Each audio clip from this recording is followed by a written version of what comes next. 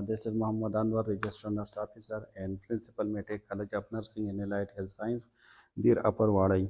आज हम डिस्कस करेंगे PHN जो ऑस्टियो में पूछी जाएंगी जिस प्रोसीजर के बारे में। तो आज हम डिस्कस करेंगे जो न्यू नेट हैं उसकी कंप्लीट यानी हेड टू जो उसकी एग्ज़ामिनेशन है उसको हम डिस्कस करेंगे कि जब फर्स्ट टाइम हम रिसीव करते हैं न्यू नेट को तो किस तरह हम उसको एग्ज़ामिन करते हैं। तो एक कंप्लीट प्रोसीजर हम आज डिस्कस करेंगे। आपके पास कुछ इक्विपमेंट होनी चाहिए, जिस तरह हमारे पास स्टेथोस्कोप है, ठीक है, ये हमारे पास मेजरिंग टेप है क्योंकि इससे हम हेड सरकम्पेरेंस, चेस्ट सरकम्पेरेंस और ये हम देखेंगे एब्डोमेन। ये हमारे पास थर्मामीटर है, ये हमारे पास पल्स ऑक्सीमीटर है जिससे हम पल्स और रेस्पिरेशन को चेक करेंगे। ये बीपी ऑपरेटस है, ठीक है, टंग डिप्रेसर है, हमारे पास ये टॉर्च है,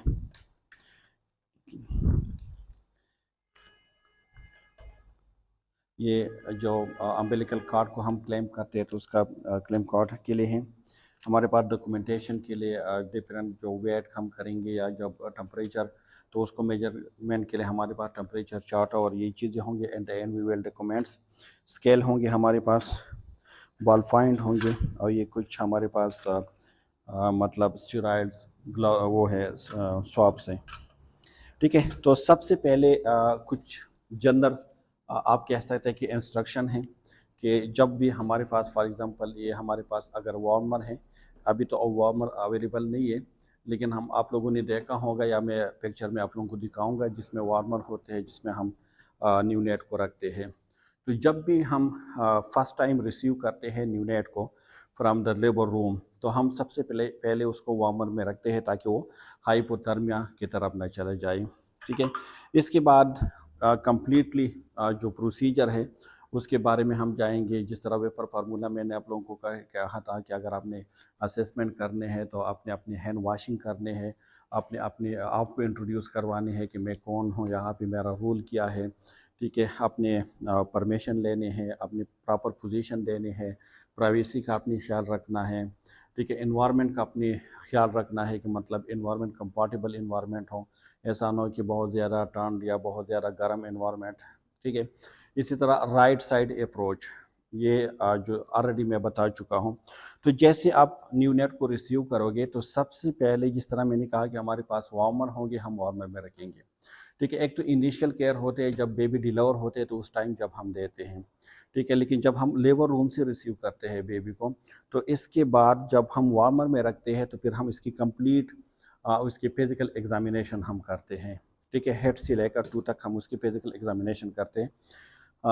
किस तरह हम कर सकते हैं, जिस तरह मैंने पहले बता दिया, फॉर एग्जांपल ये हमारे पास बेबीज़ हैं, ठीक है, ये न्यू नेट है जो हमने लेबर रूम से रिसीव किया हुआ है, ठीक है। तो सबसे पहले हम स्टार्ट करेंगे जनरल जो ऑब्जर्वेशन है उसकी तरफ। तो सबसे पहले हम अबगार स्कोर को मालूम करते हैं। अबगार स्कोर एक्चुअली ये इनिशियल असेसमेंट में आते हैं जब डिलीवर हो जाते हैं बेबी, तो उस टाइम हम करते हैं। जो फर्स्ट मिनट्स है उसमें हम करते हैं और फिर 5 मिनट्स बाद जो है हम दोबारा उसको कर देते हैं।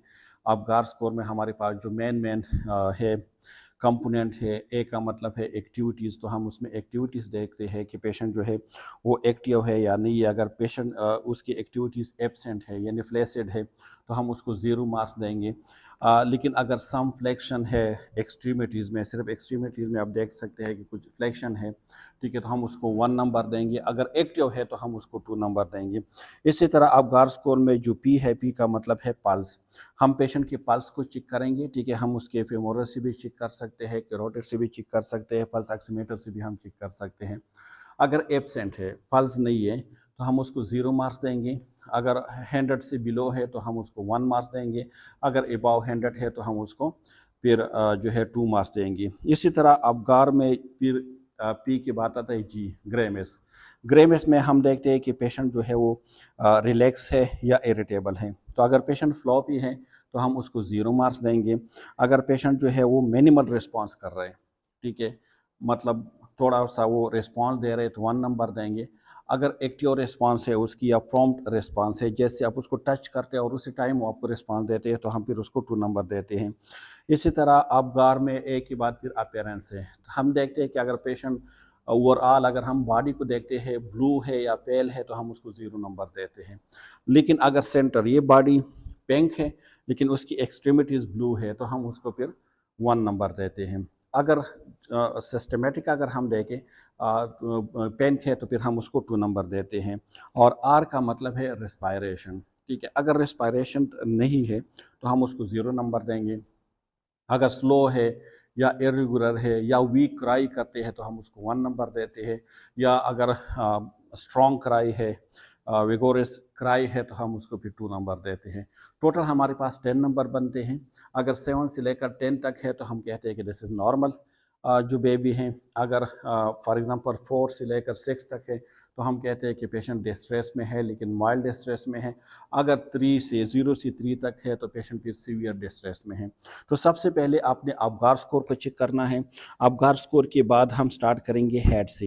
हेड में आपने देखना है कि कैप्टोसक्सीडीमा तो नहीं है, ठीक है, या कोई और बर्थ ट्रॉमा तो नहीं है। हम स्कल बोन को करेंगे कि स्कल बोन फ्यूज तो नहीं है, या यहाँ पे जो पोंटेनल्स है, ठीक है, या सूचर है वो है या नहीं है, ओपन है, ठीक है, मतलब कोई इंजरी तो उसको नहीं हुई है, कोई ब्लड ट्रॉमा तो नहीं है। तो सबसे पहले हम हेड को देखेंगे और हेड के बाद हम इसके हेड सरकम्पेरेंस भी करते हैं, ठीक है। तो हेड सरकम्पेरेंस भी हम चेक करते हैं।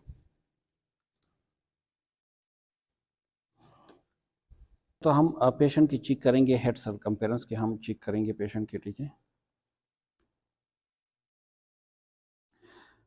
ये हमारे पास है 34, ठीक है। नॉर्मल जो है ये 33 से लेकर 35 सेंटीमीटर तक जो है ये हमारे पास नॉर्मल होते हैं। तो इस इनपेंट की अगर हमने की तो इसकी 34 है तो it's mean this is normal, ठीक है। इसके अलावा हम इसके चेस्ट सरकम्पेरेंस भी करते हैं। चेस्ट सरकम्पेरेंस जो है ये हमारे पास 30 से लेकर 36 तक ये हमारे पास नॉर्मल होते हैं, ठीक है।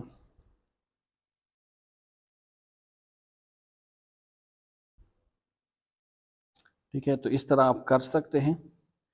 ये हमारे पास तकरीबन 31 बन जाते हैं, ठीक है। तो चेस्ट सरकम्पेरेंस करने हैं। इसके बाद हम पेशेंट की हाइट यानी लेंथ को हम चेक करते हैं, ठीक है।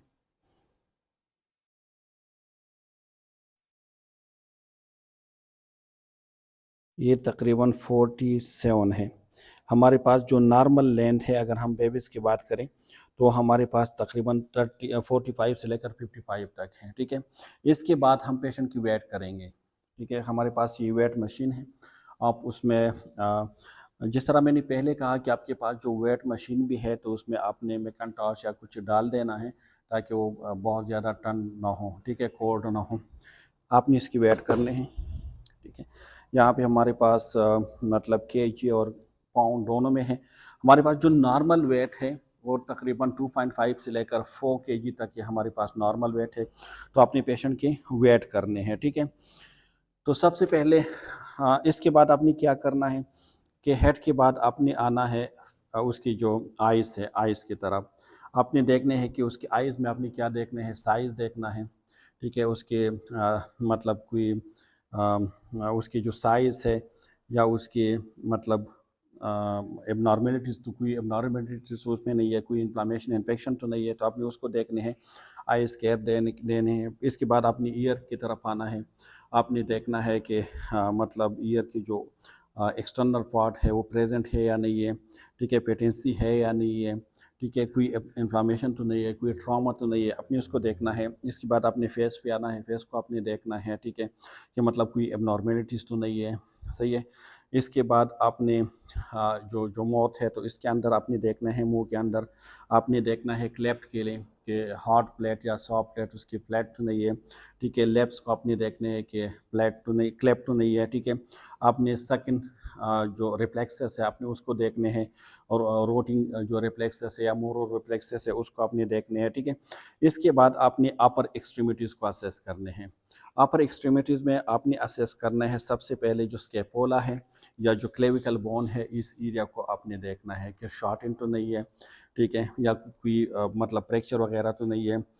अपर एक्सट्रीमिटीज़ को आपने असेस करने हैं, ठीक है, उसके मोमेंट को आपने असेस करने हैं। आपने देखना है कि आप ये कोई स्कार तो नहीं, कोई कोई लैम्प तो नहीं है, कोई मतलब एबनॉर्मेलिटीज़ तो नहीं है, कोई फ्रैक्चर तो नहीं है कि उनकी डिलीवरी के टाइम जो है सम टाइम फ्रैक्चर भी हो सकते हैं। इसके बाद आपने चेस्ट को असेस करना है। चेस्ट में एक तो हम चेस्ट सरकमफेरेंस को देखते हैं, इसके अलावा चेस्ट में हम जो हार्ट साउंड है हम उसको सुनते हैं, ठीक है। तो अपने जो इनपेंट है, जो न्यूनेट है, उसके हार्ट साउंड भी आपने सुनने हैं, ठीक है। इसके अलावा जो लंग साउंड है, लंग साउंड को आपने जो है सुनने हैं। इसके बाद आपने आना है एब्डोमेन पे, ठीक है। और आपने ये भी देखना है कि जो चेस्ट है वो बैरर चेस्ट है या फनल चेस्ट है, फेजन चेस्ट है, नॉर्मल है, एबनॉर्मल है, क्या है, ठीक है, बैरर चेस्ट है। इसके बाद आपने एब्डोमेन को असेस करना है। एब्डोमेन में आपने देखना है कि मतलब कोई डिस्टेंशन तो नहीं है या कोई एसिमेट्रिकल तो नहीं है, ठीक है। इसके बाद आपने जो इसके अम्बेलिकल कॉर्ड है आपने उसको असेस करना है कि ठीक है कि मतलब वहाँ कोई डिस्चार्ज तो नहीं हो रही, कोई ब्लीडिंग तो नहीं हो रही, कोई और इन्फ्लामेशन तो नहीं है। अगर सही तरीके से क्लेम नहीं है तो आपने उसको क्लेम करना है।